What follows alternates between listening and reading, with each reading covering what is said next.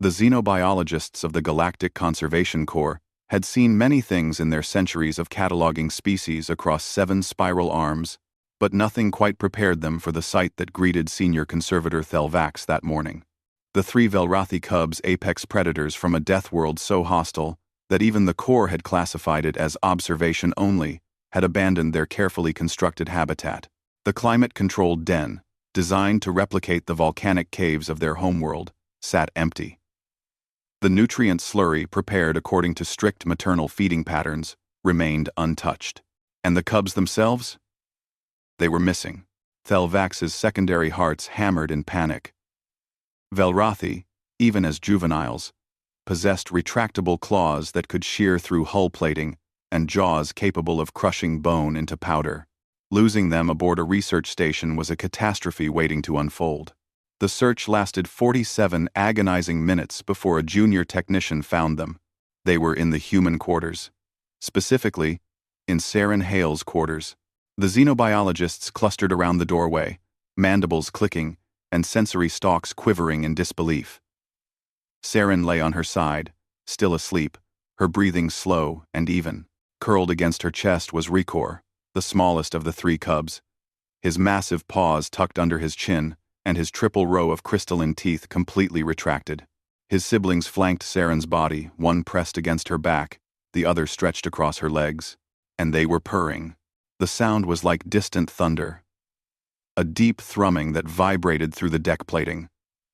Velrathi didn't purr. The species had no documented vocalization beyond hunting shrieks and territorial roars. Yet here they were, producing a sound that registered on 3 separate frequencies, their metallic scales rising and falling with contentment. "This is impossible," Thelvax whispered. Velrathi cubs imprint on their mother exclusively. They reject all other contact. They've killed handlers who attempted forced socialization. "Humans," muttered Dr. Kess, the station's chief xenopsychologist, with something between admiration and exasperation. "It's always humans." Saren stirred, her eyes fluttering open. For a heartbeat, confusion crossed her face as she registered the weight against her body. Then she smiled, that peculiar human expression that showed teeth but conveyed warmth instead of threat, and gently stroked Ricor's head. The cub leaned into her touch, his purring intensifying. "Good morning, little ones," Saren murmured. "Did you have bad dreams?" The xenobiologists watched as she sat up slowly, careful not to disturb her sleeping companions. Ricor immediately climbed into her lap, butting his head against her chin. His siblings remained close, their eyes, 6 between them, tracking her every movement with the intensity of predators, yet showing none of the aggression documented in every Velrathi behavioral study. "Miss Hale?" Thelvax said carefully, extending a manipulator appendage in greeting. "We've been searching for these juveniles. They abandoned their habitat during the night cycle." Saren looked up, and Thelvax noticed the dark circles under her eyes, the exhaustion that seemed bone-deep. "I'm sorry. I heard scratching at my door around 0300 hours. When I opened it, they just walked in." Ricor here was shaking. "I thought something was wrong." "What?" "Velrathi don't shake," Dr. Kess interjected. "They don't display fear responses." "Well, he was scared of something," Saren said firmly, her hand moving in soothing circles across Ricor's back. "So I let them stay." So, what the xenobiologists didn't understand, what their instruments and studies and careful observations had failed to capture, was the nature of human comfort itself. Velrathi cubs were born knowing only violence. Their homeworld demanded it. From their first breath, they learned that survival meant dominance, that weakness meant death.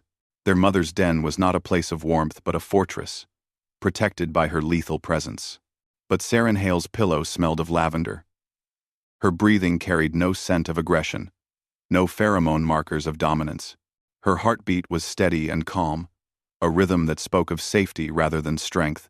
When Ricor had approached her door, driven by an instinct even he didn't understand, he found something his species had never known: gentleness. Over the following weeks, the pattern repeated. The cubs would begin each night in their habitat, dutifully fulfilling the conservationists' protocols. But within hours, they would appear at Saren's door. She never turned them away. The research team documented everything. They measured the cubs' cortisol levels significantly lower when with Saren.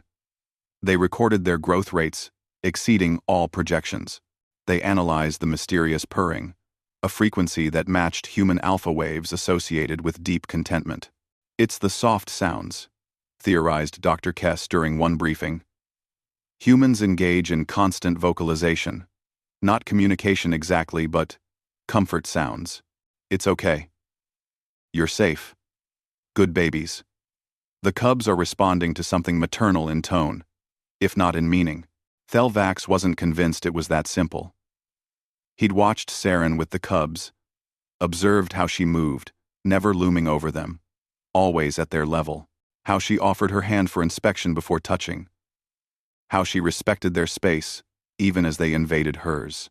Humans, he realized, were perhaps the galaxy's only apex social predators who had learned to be gentle.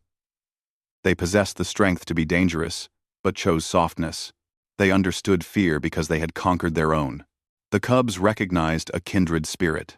When the time came to return the juveniles to Velroth, Ricor refused to enter the transport crate. He planted himself at Saren's feet, his purring transformed into a low, mournful keen that made every human on the station's hearts ache. Saren knelt beside him, tears streaming down her face. "I can't come with you, little one, but you're going home. To your real family." Ricor pressed his massive head against her chest one final time. Then, slowly, he walked into the crate. The other cubs followed. Months later, when the first diplomatic delegation from Velroth arrived at the station, they brought a message encoded in pheromones and low-frequency sound. A message that required 3 xenolinguists to translate. The Velrothi, who had never before acknowledged other species as anything but prey or obstacle, wanted to establish formal relations with humanity. They wanted to understand the species that taught their fiercest young that strength could be gentle, that power could be kind, and that sometimes the greatest comfort came not from the strongest den, but from the softest pillow. And they wanted to know if Saren Hale might consider visiting their homeworld. The cubs, now adolescent hunters, were waiting.